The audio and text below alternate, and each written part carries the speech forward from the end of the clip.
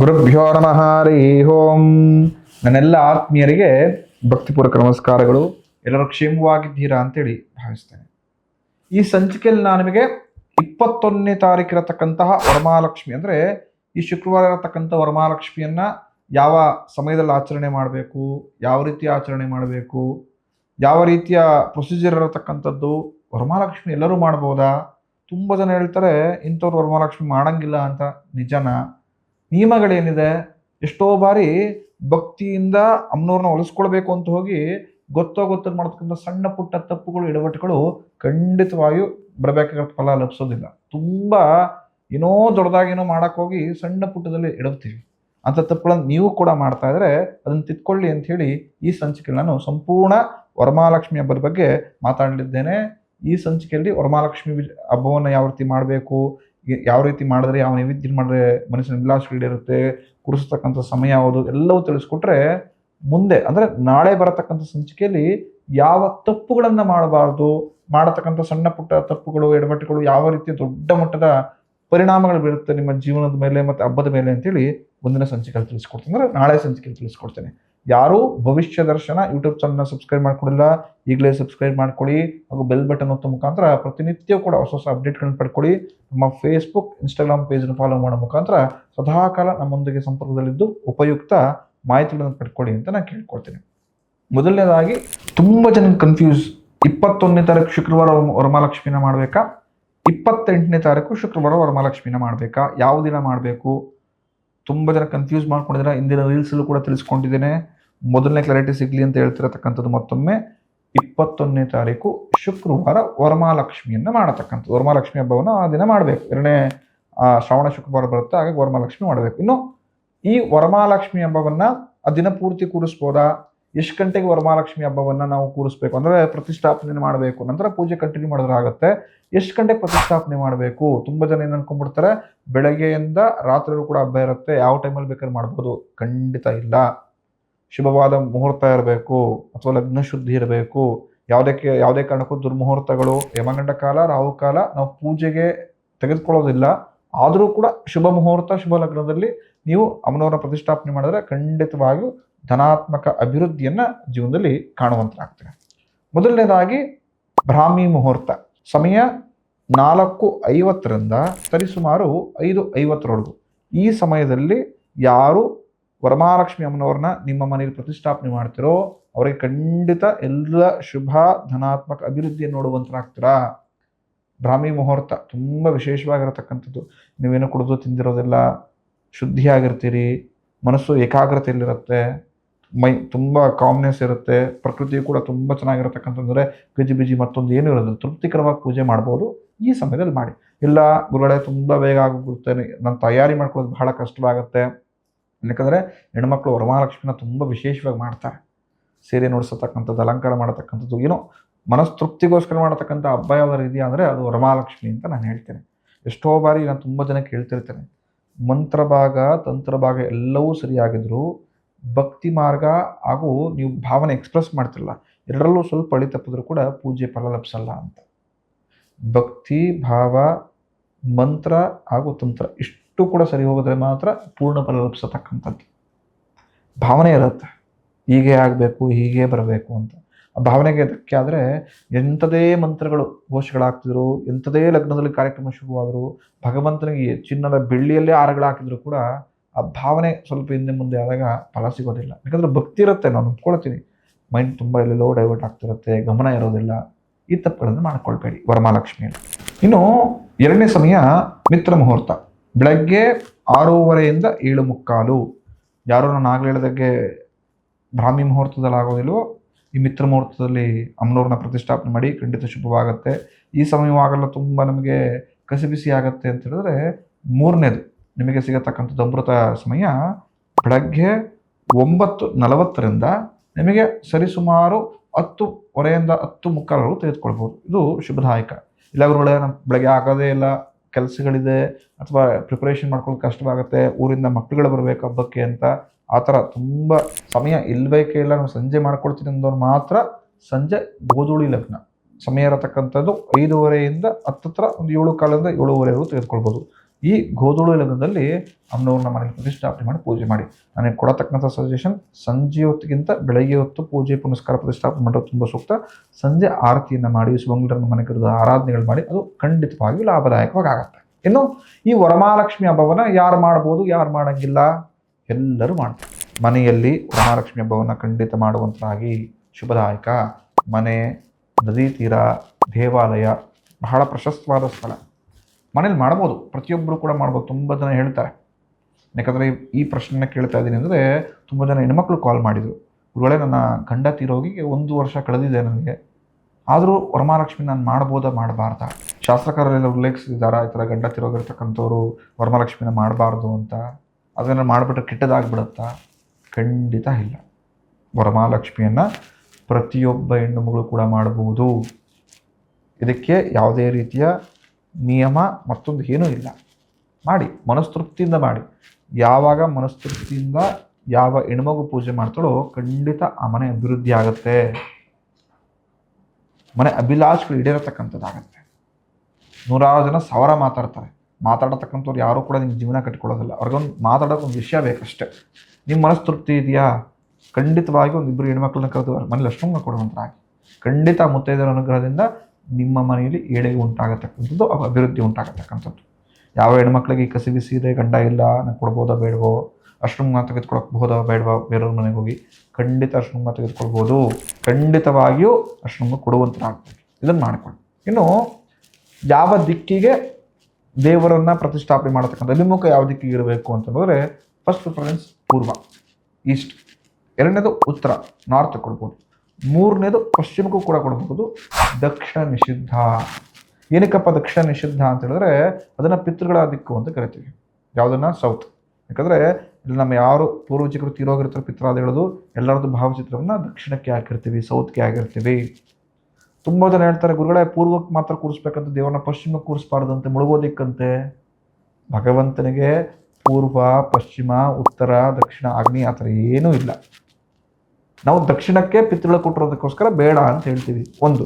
2ನೇದು, ಭಗವಂತನಿಗೆ ಎಲ್ಲ ದಿಕ್ಕಲ್ಲೂ ಇರ್ತಾನೆ. ಭಗವಂತ ಎಲ್ಲ ದಿಕ್ಕು ಕೂತಿರ್ತಾನೆ. ಅಂದರೆ ನಮಗೊಂದು ಸ್ವಲ್ಪ ಶುಭದಾಯಕ ಯಾವುದು ಅಂತ ನೋಡಿಕೊಂಡು ಪೂರ್ವ, ಉತ್ತರ ಇಲ್ಲಾಂದರೆ ಪಶ್ಚಿಮಕ್ಕೆ ಹೋಗಿ ಅಂತ ಹೇಳ್ತೀವಿ. ಪಶ್ಚಿಮಕ್ಕೆ ತುಂಬ ಚೆನ್ನಾಗಿ ಜಾಗ ಇದೆ ಅಂದರೆ ಕಣ್ಣು ಮುಚ್ಕೊಂಡು ಕೂರಿಸುವಂತರಾಗಿ ಶಾಸ್ತ್ರ ಉಲ್ಲೇಖಿಸಲಾಗಿದೆ. ಏನಕ್ಕೆ ನಾನು ತುಂಬ ಒತ್ತಿ ಹೇಳ್ತಾ ಇದ್ದೀನಿ ಅಂದರೆ, ಎಷ್ಟೋ ಗುರುಪ್ರವೇಶಕ್ಕೆ ಆಶೀರ್ವಾದಕ್ಕೆ ಹೋಗ್ತೀನಿ, ಅಥವಾ ಎಷ್ಟೋ ಗುರುಪ್ರವೇಶ ಮಾಡಿಸೋಕ್ಕೂ ಕೂಡ ಹೋಗ್ತೀನಿ ನಾನು ಪೌರತ್ಯಕ್ಕೆ, ತುಂಬ ಆತ್ಮೀಯರಿಗೆ. ಅವಾಗ ಅವ್ರು ಹೇಳ್ತಾರೆ, ಗುರುಡೆ ಪಶ್ಚಿಮಕ್ಕೆ ಕಳಶವನ್ನು ಕೂರಿಸ್ಬಾರ್ದಂತೆ, ಶುಭ ಆಗಲ್ವಂತೆ, ಪೂರ್ವೋತ್ತರಕ್ಕೆ ಇರಬೇಕಂತೆ ಅಂತ ಹೇಳ್ತಾರೆ. ಯಾರು ಹೇಳಿದ್ರು? ರೀಸನ್ಸ್ ಕೊಡಿದರೆ ಒಬ್ಬರ ಹತ್ರ ಕೂಡ ಉತ್ತರ ಇರೋದಿಲ್ಲ. ಹಾಗಾಗಿ ವರಮಹಾಲಕ್ಷ್ಮಿ ಕಳಶವನ್ನು ಪೂರ್ವ, ಉತ್ತರ ಹಾಗೂ ಪಶ್ಚಿಮ ಅಭಿಮುಖವಾಗಿ ಖಂಡಿತ ಕೂರಿಸ್ಬೋದು. ಯಾವ ರೀತಿ ಕೂರಿಸ್ಬೇಕಪ್ಪ ಅಂತ ನೋಡೋದಾದರೆ, ಮೊದಲು ಬಾಳೆಲೆ ಹಾಕೊಂಡು ಅದ್ರ ಮೇಲೆ ಅಕ್ಕಿಯನ್ನು ಇಟ್ಕೊಳ್ಳಿ. ಅಕ್ಕಿ ಮೇಲೆ ಓಂ ಅಂತ ಬರೆದು ಅದರ ಮೇಲೆ ಅರಿಶಿನ, ಕುಂಕುಮ, ಅಕ್ಷತೆ ಹಾಕಿ, ಒಂದಳ ಹೂವು ಹಾಕಿ, ಚಿಲ್ಲರೆ ನಾಣ್ಯವನ್ನು ಹಾಕಿ, ನಂತರ ತಾಮ್ರದ ಕಳಶವನ್ನು ಇಟ್ಟು ಅಥವಾ ಬೆಳ್ಳಿಯ ಕಳಶ ನಿಮ್ಮ ಅನುಕೂಲ ಇಟ್ಕೊಂಡು, ಸ್ಟೀಲ್ ಕಳಶಗಳು ಬೇಡ, ಈಗಲೇ ಹೇಳ್ತಾ ಇದ್ದೀನಿ, ಅಲ್ಲಿ ಪಾಸಿಟಿವ್ ಎನರ್ಜಿ ಹಿಡಿದಿಟ್ಕೊಳ್ಳೋದು ಬಹಳ ಕಷ್ಟವಾಗುತ್ತೆ. ಹಾಗಾಗಿ ಸ್ಟೀಲ್ ಕಳಶ ನಿಷಿದ್ಧ ಪೂಜೆಗಳಿಗೆ. ವರಮಹಾಲಕ್ಷ್ಮಿ ಪೂಜೆ ಅಂತಲ್ಲ, ಯಾವುದೇ ಪೂಜೆಗಳನ್ನು ಪ್ರಾಣ ಪ್ರತಿಷ್ಠಾಪನೆ ಮಾಡ್ತಾ ಇದ್ದೀರಿ ಅಂತ ಹೇಳಿದ್ರೆ ಸ್ಟೀಲ್ ಕಳಶಗಳು, ಸ್ಟೀಲ್ ಬಿಂದಿಗೆಗಳು ಪೂಜೆಗೆ ಉಪಯುಕ್ತವಾದಂಥ ವಸ್ತುವಲ್ಲ. ತಾಮ್ರ ಅಥವಾ ಹಿತ್ತಾಳೆ ಅಥವಾ ಬೆಳ್ಳಿ ಈ ಥರ ಕಳಶಗಳಲ್ಲಿಟ್ಟು ಪೂಜೆ ಪುನಸ್ಕಾರ ಮಾಡಿ ಖಂಡಿತವಾಗಿಯೂ ಧನಾತ್ಮಕವಾಗಿ ಭಗವಂತ ನೆಲೆಸ್ತಾನೆ. ಕಳಶ ತುಂಬ ನೀರನ್ನು ಭರ್ತಿ ಮಾಡಿ ಅದಕ್ಕೆ ಸ್ವಲ್ಪ ಹರಿದ್ರ, ಕುಂಕುಮ, ಅಕ್ಷತೆ, ಮಂಗಳ ದ್ರವ್ಯಗಳನ್ನು, ಪುಷ್ಪ, ಖಂಡಿತವಾಗಿ ಒಡೆ ಗೋಮತಿ ಚಕ್ರವನ್ನು ಹಾಕ್ಬೋದು. ತುಂಬ ಜನ ಅಲ್ಲಿಗೆ ಗೋಮತಿ ಚಕ್ರವನ್ನು ಒಡೆ ಹಾಕುವಂಥರು ಹಾಕ್ತಾರೆ, ಚಿಲ್ಲರೆ ನಾಣ್ಯವನ್ನು ಹಾಕ್ತಾರೆ, ಗುಲಗಂಜಿನ ಹಾಕುವಂಥರು ಹಾಕ್ತಾರೆ. ಖಂಡಿತವಾಗಿಯೂ ದೇವರ ಮುಂದೆ ಇಟ್ಟಾರ ಪೂಜೆ ಮಾಡ್ಬೋದು ಅಥವಾ ಒಳಗಾಗ ಹಾಕ್ಬೋದು. ಜೊತೆಗೆ 5 ಬೆಳೆದೆಲೆ ಹಾಕಿ ನೀಟಾಗಿ ತೆಂಗಿನಕಾಯಿ ಕಷ್ಟವನ್ನು ಇದು ಮಾಡಿ ಕುಂಕುಮ ಧಾರಣೆ ಮಾಡಿ ಶಕ್ತಿನುಸಾರ ಹೂಗಳನ್ನು ಹಾಕಿ. ಹೂಗಳೆಲ್ಲ ಹಾಕಿದ ನಂತರ ಯಾವ ರೀತಿ ಪೂಜೆಯನ್ನು ಮಾಡಬೇಕಪ್ಪ ಅಂದರೆ, ವರಮಹಾಲಕ್ಷ್ಮಿ ವ್ರತಕಥೆ ಅಂತ ಬರುತ್ತೆ. ಯೂಟ್ಯೂಬಲ್ಲಿ ಸಿಗುತ್ತೆ, ಗೂಗಲ್ ಮಾಡಿದ್ರೆ ಸಿಗುತ್ತೆ. ಸ್ತೋತ್ರಮಾಲಾ ಅಂತ ಆ್ಯಪಲ್ಲಿ ಎಲ್ಲ ವ್ರತಗಳು ಸಿಗುತ್ತೆ. ಅಂದರೆ ವರಮಹಾಲಕ್ಷ್ಮಿ ವ್ರತವೂ ಸಿಗುತ್ತೆ, ಪುಸ್ತಕದಲ್ಲೂ ಕೂಡ ಪ್ರಿಂಟ್ ಆಗಿರುತ್ತೆ. ಮೊದಲು ಗಣಪತಿ ಪೂಜೆಯನ್ನು ಮಾಡ್ಕೊಳ್ಳಿ. ಪುರೋಹಿತರನ್ನೇ ಕರೆಸಿ ಮಾಡೋದು ಖಂಡಿತ ಶಾಸ್ತ್ರೋಕ್ತ ಫಲ ಲಭಿಸುತ್ತೆ. ಇಲ್ಲ ನಮ್ಮ ಪುರೋಹಿತರನ್ನ ಕರೆಸಿ ಮಾಡ್ಕೊಳಕ್ಕಾಗಲ್ಲ, ನಮ್ಮ ಸಾರ ಶಕ್ತಿನುಸಾರ ನಾನೇ ಮನೇಲಿ ಮಾಡ್ತೀನಿ ಅಂತ ಹೇಳಿದ್ರೆ ಖಂಡಿತವಾಗಿ ಮೊದಲು ಗಣಪತಿ ಪೂಜೆ ಮಾಡ್ಕೊಳ್ಳಿ. ನಿಮ್ಮ ಶಕ್ತಿನುಸಾರವಾಗಿ ಗಣಪತಿನ ಪ್ರಾರ್ಥನೆ ಮಾಡ್ಕೊಳ್ಳಿ. ತದನಂತರ ನೀವೇನು ಮಾಡಬೇಕಪ್ಪ ಅಂದರೆ, ಅಮ್ಮನವ್ರನ್ನ ಆಹ್ವಾನ ಮಾಡ್ತಕ್ಕಂಥದ್ದು, ವರಮಹಾಲಕ್ಷ್ಮಿ ಅಮ್ಮನವ್ರನ್ನ ಆಹ್ವಾನ ಮಾಡ್ಕೊಳ್ಳಿ. ಕುಲದೇವರನ್ನ ಪ್ರಾರ್ಥನೆ ಮಾಡ್ಕೊಳ್ಳಿ. ಯಾವ ದೇವ್ರನ್ನ ಮರೆತು ಮನೆದೇವ್ರನ್ನ ಮರಿಬಾರ್ದು ಅಂತ ಕರಿತೀವಿ. ಯಾವುದೇ ಪೂಜೆ ಪುನಸ್ಕಾರ ಮಾಡಿದ್ರು ಕೂಡ ಮನೆದೇವರ ಅನುಗ್ರಹ ಪಡೆದುಕೊಂಡೇ ಪೂಜೆ ಫಲ ಲಭಿಸತಕ್ಕಂಥದ್ದು ಅಂತ ಶಾಸ್ತ್ರ ಉಲ್ಲೇಖಿಸಲಾಗಿದೆ. ಮನೆದೇವರ ಪ್ರಾರ್ಥನೆ ಮಾಡ್ಕೊಳ್ಳಿದ ನಂತರ ವರಮಹಾಲಕ್ಷ್ಮಿ ಅಮ್ಮನವ್ರನ್ನ ಭಕ್ತಿಪೂರ್ವಕವಾಗಿ ಕಳಿಸಲಿ ಆವಾನೇ ಆಗಲಿ ಅಂತ ಪ್ರಾರ್ಥನೆ ಮಾಡಿಕೊಂಡು ಅದಕ್ಕೆ ಷೋಡಶೋಪಚಾರ ಪೂಜೆಗಳನ್ನು ಮಾಡಿಕೊಂಡು ಧೂಪ ದೀಪ ನೈವೇದ್ಯವನ್ನು ಮಾಡಿಕೊಂಡು ಅದಕ್ಕಿಂತ ಮುಂಚೆ ಕಥಾಶ್ರವಣ ಬರುತ್ತೆ, ಕಥಾಶ್ರವಣ ನೀವು ಓದ್ಕೊಂಡು ಲಕ್ಷ್ಮಿಯ ವಿಗ್ರಹವಿದ್ದರೆ ಮೊದಲು ಅದಕ್ಕೆ ಅಭಿಷೇಕವನ್ನು ಮಾಡಿ ತದನಂತರ ಕುಂಕುಮಾರ್ಚನೆಯನ್ನು ಮಾಡಿ ಪ್ರತಿನಿತ್ಯ ಕುಂಕುಮಧಾರಣೆ ಮಾಡಿ ನೈವೇದ್ಯ ಎಲ್ಲ ಆಗಿದ ನಂತರ ಒಂದು ಮಂಗಳಾರತಿ ಮಾಡಿ ಬರತಕ್ಕಂಥ ಸುಮಂಗಲರಿಗೆ ಅರ್ಶನ ಕುಂಕುಮವನ್ನು ಕೊಡತಕ್ಕಂಥದ್ದು. ಎಷ್ಟು ಜನ ಕೊಡಬೇಕು ನಿಮ್ಮ ಶಕ್ತಿನುಸಾರ ಎಷ್ಟು ಜನಕಾರ ಕೊಟ್ಟು ಅವ್ರ ಆಶೀರ್ವಾದ ತೆಗೆದುಕೊಳ್ಳಿ. ಆ ದಿನ ಸಿಹಿ ಅಡುಗೆಗಳನ್ನು ನೈವೇದ್ಯವಾಗಿ ಅಮ್ಮನವ್ರು ಮಾಡೋದು ತುಂಬ ಶ್ರೇಯಸ್ಕರ. ಪ್ರಮುಖವಾಗಿ ಕ್ಷೀರಾನ್ನವನ್ನು ನೈವೇದ್ಯವನ್ನು ಮಾಡಿ, ಅದರ ಆಡಭಾಷೆಯಲ್ಲಿ ನಾವು ಹಾಲಿನ ಅನ್ನ ಅಂತ ಕರಿತಿರ್ತೀವಿ ಗೊತ್ತಾ, ಕ್ಷೀರಾನ್ನವನ್ನು ನೈವೇದ್ಯ ಮಾಡಿ ಒಬ್ಬಟ್ಟನ್ನು ನೈವೇದ್ಯವಾಗಿ ಕೊಡ್ಬೋದು ಅಮ್ಮನವರಿಗೆ. ಪ್ರಮುಖವಾಗಿ ಕಜ್ಜಾಯವನ್ನು ನೈವೇದ್ಯವಾಗಿ ಕೊಡ್ಬೋದು. ಈ ಥರ ಸಿಹಿ ಪದಾರ್ಥ ನೈವೇದ್ಯವಾಗಿ ಕೊಟ್ಟರೆ ಖಂಡಿತ ಮನಸ್ಸಿನ ಅಭಿಲಾಷೆಗಳು ಈಡೇರುತ್ತೆ. ಹಾಗೆಯೇ ಯಾವ ಹಣ್ಣುಗಳನ್ನು ಅಮ್ಮನವ್ರು ನೈವೇದ್ಯವಾಗಿ ಕೊಟ್ಟರೆ ಸ್ವಲ್ಪ ಶುಭದಾಯಕ ಲಾಭದಾಯಕ ಅಂತ ನೋಡೋದಾದರೆ ಪ್ರಮುಖವಾಗಿ ಬೆಟ್ಟದ ನೆಲ್ಲಿಕಾಯಿ ಬರುತ್ತಲ್ಲ ಅದನ್ನು ನೈವೇದ್ಯ ಹಾಕೊಡಿ. ಖಂಡಿತ ಮನಸ್ಸಿನ ಎಲ್ಲ ಇಷ್ಟೈಶ್ವರ್ಯಗಳು ಈಡೇರತಕ್ಕಂಥದ್ದಾಗುತ್ತೆ. ಅದೇ ರೀತಿ ಬೆಳಗ್ಗೆ ನೈವೇದ್ಯವನ್ನು ಮಾಡಿ ಬೆಳಗ್ಗೆ ಪ್ರತಿಷ್ಠಾಪನೆ ಮಾಡಿದರೆ ಮಧ್ಯಾಹ್ನ ಹಾಗೂ ಸಂಜೆ ಕೂಡ ನೈವೇದ್ಯವನ್ನು ಮಾಡತಕ್ಕಂಥವ್ರಾಗಬೇಕು. ಇನ್ನು ಸುಮಂಗಲ ಆರಾಧನೆ ಬಹಳ ವಿಶೇಷ. ಸಂಜೆ ಹೊತ್ತು ಗೋಧೂಳಿ ಲಗ್ನದಲ್ಲಿ ದೀಪ ಹಚ್ಚಿದ ನಂತರ ಅಕ್ಕಪಕ್ಕದ ಮನೆಯನ್ನು 3 ಜನ 5 ಜನ ಹೆಣ್ಮಕ್ಳು ಮನೆ ಕರೆಸಿ ಅವರಿಗೆ ಅರ್ಶನ ಮತ್ತು ಕುಂಕುಮವನ್ನು ಕೊಡುವಂಥರಾಗಿ ಅವ್ರ ಹತ್ರ ಆಶೀರ್ವಾದ ತೆಗೆದುಕೊಳ್ಳಿ. ಅದನ್ನು ಗೋಗ್ರಾಸವನ್ನು ಅಕ್ಕಿ ಬಾಳೆಹಣ್ಣು ಬೆಲ್ಲವನ್ನು ಹಸುವಿಗೆ ತಿನ್ನಿಸುವಂಥರಾಗಿ ಮನೆ ಹತ್ತಿರದಲ್ಲಿರತಕ್ಕಂಥ ಲಕ್ಷ್ಮೀ ಅಮ್ಮನವರ ದೇವಸ್ಥಾನದಲ್ಲಿ ಹೋಗಿ ಒಂದು ಕುಂಕುಮಾರ್ಚನೆ ಮಾಡಿಸತಕ್ಕಂಥದ್ದು ಅಥವಾ ಶಕ್ತಿ ಅನುಸಾರ ಸೇವೆ ಅಥವಾ ನಮಸ್ಕಾರ ಹಾಕೊಂಡು ಬಂದರೂ ಸಾಕು, ಖಂಡಿತ ಧನಾತ್ಮಕ ಅಭಿವೃದ್ಧಿಯನ್ನು ಕಾಣುವಂಥರಾಗ್ತೀರ. ಇನ್ನು ವರಮಹಾಲಕ್ಷ್ಮಿ ಅಮ್ಮನವರಿಗೆ ಯಾವ ಹೂಗಳನ್ನು ಸಮರ್ಪಣೆಯನ್ನು ಮಾಡಬೇಕು ಪ್ರಮುಖವಾಗಿ ಅಂತ ನೋಡೋದಾದರೆ ಪ್ರಮುಖವಾಗಿ ಕಮಲಪ್ರಿಯೆ ಅಂತ ಕರಿತೀವಿ, ಕಮಲ ಹೂಗಳನ್ನು ಸಮರ್ಪಣೆಯನ್ನು ಮಾಡಿ. ಅದೇ ರೀತಿ ಕನಕಾಂಬರವನ್ನು ಸಮರ್ಪಣೆ ಮಾಡತಕ್ಕಂಥದ್ದು, ಕೆಂಪು ಹೂಗಳು ಯಾವುದು ಅನುಕೂಲವಾಗುತ್ತೋ ಅದನ್ನು ಸಮರ್ಪಣೆ ಮಾಡಿ ಶುಭ ಲಾಭ ಖಂಡಿತವಾಗಿಯೂ ಕೈ ಸೇರುವಂತಾಗತ್ತೆ. ಇನ್ನು ಇವತ್ತು ನಾನು ಶುಕ್ರವಾರ ಕಳಶ ಪ್ರತಿಷ್ಠಾಪನೆಯನ್ನು ಮಾಡ್ತೇನೆ. ಯಾವ ದಿನ ವಿಸರ್ಜನೆಯನ್ನು ಮಾಡಬೇಕು ತುಂಬ ಜನ ಡೌಟ್. ಗುರುಗಳೇ ಶುಕ್ರವಾರ ಮಹಾಲಕ್ಷ್ಮಿ ಮನೆಗೆ ಬರಲಿ ಅಂತ ನಾವು ಪ್ರತಿಷ್ಠಾಪನೆ ಮಾಡಿ ಶುಕ್ರವಾರ ಹೇಗೆ ವಿಸರ್ಜನೆ ಮಾಡೋದು, ಮನಸ್ಸಿಗೆ ಅಡಕಾಗತ್ತೆ, ಶುಕ್ರವಾರ ಹೇಗೆ ತೆಗೆಯತಕ್ಕಂಥದ್ದು, ತೆಗಿಬೋದಾ ಬೇಡವಾ? ಖಂಡಿತ ತೆಗಿಬೋದು. ಅದೆಲ್ಲ ನಮ್ಮ ಭಾವನೆ ಅಂತ ನಾನು ಹೇಳಿದ್ದು ಆಗಲೇ. ಬಟ್ ಶಾಸ್ತ್ರದಲ್ಲಿ ಏನು ಉಲ್ಲೇಖಿಸಲಾಗಿದೆ ಅಂದರೆ ಶುಕ್ರವಾರವೇ ಸಂಜೆ ನೀವೇನಾದ್ರು ಬೆಳಗ್ಗೆ ಪ್ರತಿಷ್ಠಾಪನೆ ಮಾಡಿದ್ರೆ ಸಂಜೆ ಷೋಡಶೋಪಚಾರ ಪೂಜೆ ಮಾಡಿ ಉದ್ವಾಸನೆ ಮಾಡ್ಕೊಳ್ಳಿ. ತೆಗಿಬೇಕು ಅಂತೇನಿಲ್ಲ, ವಿಸರ್ಜನೆ ಮಾಡ್ಕೊಳ್ಳಿ. ಮಂತ್ರೋಕ್ತ ವಿಸರ್ಜನೆ ಭಕ್ತಿಪೂರ್ವಕ ವಿಸರ್ಜನೆ ಮಾಡ್ಕೊಳ್ಳಿ. ಶನಿವಾರ ಗ್ಯಾಪ್ ಕೊಟ್ಟು ಭಾನುವಾರ ತೆಗೆಯುವಂತಾಗಿ. ಇಲ್ಲ 3 ದಿನ ನಮ್ಮ ಅಮ್ಮನವರು ನನ್ನ ಮನೆಯಲ್ಲೇ ಇರಬೇಕು, ಪ್ರತಿನಿತ್ಯವೂ ಕೂಡ 3 ಹೊತ್ತು ಕೂಡ ನಾನು ಬಹಳ ಮಡಿಯಿಂದ ನೈವೇದ್ಯವನ್ನು ಮಾಡ್ತೇನೆ, ಸಂತೃಪ್ತಿಯಿಂದ ನಾನು ಪೂಜೆ ಪುನಸ್ಕಾರ ಮಾಡ್ತೇನೆ ಅಂತ ಹೇಳಿದ್ರೆ ಖಂಡಿತ ಶುಕ್ರವಾರ ಶನಿವಾರ ಭಾನುವಾರದವ್ರಿಗೆ ಇಟ್ಕೊಂಡು ಭಾನುವಾರ ಬೆಳಗ್ಗೆ ಅಥವಾ ಸಂಜೆ ಮತ್ತೆ ನೈವೇದ್ಯಗಳನ್ನು ಮಾಡಿ ಷೋಡಶೋಪಚಾರ ಪೂಜೆಗಳನ್ನು ಮಾಡಿ ಮಂಗಳಾರತಿ ಮಾಡಿಕೊಂಡು ಉದ್ಯಾಪನೆಯನ್ನು ಮಾಡ್ಕೊಬೋದು. ಸೊ ಹಾಗಾಗಿ ಯಾರು ವರಮಹಾಲಕ್ಷ್ಮಿ ಹಬ್ಬವನ್ನು ಶಾಸ್ತ್ರೋಕ್ತವಾಗಿ ಮಾಡಬೇಕು ಅಂತ ಅಂದ್ಕೊಂಡಿದ್ರು ನಾನು ಹೇಳಿರತಕ್ಕಂಥ ಪ್ರೊಸೀಜರನ್ನು ಫಾಲೋ ಮಾಡಿ. ತುಂಬ ಜನ ಕೇಳ್ತಾರೆ ಹಸ್ಕೊಂಡೇ ಮಾಡಬೇಕಾ? ಎಲ್ಲಿಯೂ ಕೂಡ ಭಗವಂತ ಹಸ್ಕೊಂಡು ಮಾಡು ಅಂತ ಹೇಳಿದೆ. ಅದು ನಿಮ್ಮ ಶಕ್ತಿನುಸಾರ. ತುಂಬ ಜನ ಇಲ್ಲ ಗುರುಗಳೇ ನಾನು ತೊಟ್ಟು ನೀರು ಕೂಡ ಕುಡಿಯಲ್ಲ, ಸಂಜೆಯವರು ಕೂಡ ವರಮಹಾಲಕ್ಷ್ಮಿ ಹಬ್ಬ ಸಂಪೂರ್ಣ ಮಾಡ್ತೀನಿ, ಕೆಲವು ಒದ್ದೆ ಬಟ್ಟೆಲಿ ನಾನು ಮಾಡ್ತೀನಿ, ಕೆಲವು ಮಡಿ ಬಟ್ಟೆಲಿ, ಈ ಥರ ನಿಂದೆ ಅಂತ ಒಂದು ಭಾವನೆಗಳಲ್ಲಿ ಮಾಡ್ತೀರ. ಎಲ್ಲರ ಭಾವನೆಗೂ ನಾವು ಬೆಲೆ ಕೊಡಬೇಕು. ಆದರೆ ಎಲ್ಲೂ ಕೂಡ ಉಪವಾಸದಿಂದಲೇ ಪೂಜೆ ಮಾಡಬೇಕು ಅಂತ ಉಲ್ಲೇಖಿಸಲಾಗಿಲ್ಲ. ಯಾಕೆ ಉಪವಾಸವೇ ಇರಬೇಕು ಅಂದರೆ ಒಂದು ಏಕಾಗ್ರತೆ ಇರುತ್ತೆ. ಹೊಟ್ಟೆ ತುಂಬಿದ ತಕ್ಷಣ ನಿಮ್ಗೆ ಏನು ಅನಿಸುತ್ತೆ, ನಿದ್ದೆ ಮಾಡಬೇಕು, ಆಲಸ್ಯ, ಅದು ಇದ್ರ ಬಗ್ಗೆ ಯೋಚನೆ, ಸ್ವಲ್ಪ ಡಿಮೋಟಿವೇಟ್ ಆಗತಕ್ಕಂಥದ್ದು, ಈ ಥರ ಚಾನ್ಸಸ್ ಇರುತ್ತೆ. ಅದಕ್ಕೆ ಖಾಲಿ ಹೊಟ್ಟೆಲಿ ಪೂಜೆ ಪುನಸ್ಕಾರ ಮಾಡಿ ಕಾನ್ಸಂಟ್ರೇಷನ್ ಜಾಸ್ತಿ ಇರುತ್ತೆ ಅಂತ ಹೇಳ್ತಾರೆ ಹೊರತು ಬೇರೆ ಏನೂ ಉದ್ದೇಶ ಇಲ್ಲ. ಇನ್ನು ಪ್ರಮುಖ ಹೆಣ್ಣುಮಕ್ಕಳು ಒಂದಷ್ಟು ಸಮಯಗಳು ಬರುತ್ತೆ ಪ್ರತಿ ತಿಂಗಳು. ಆ ಸಮಯ ಬಂದಿದ್ದಾಗ ನಾವು ಪೂಜೆಯನ್ನು ಮಾಡ್ಬೋದಾ ಅಂತ ನೀವು ಕೇಳಿದರೆ ಬೇಡ. ಅದು ಭಗವಂತ ಪ್ರತಿಯೊಬ್ಬ ನನ್ನ ತಾಯಂದಿರಿಗೆ ಅಕ್ಕ ತಂಗಿರಿಗೆ ಕೊಟ್ಟಿರತಕ್ಕಂಥದ್ದು.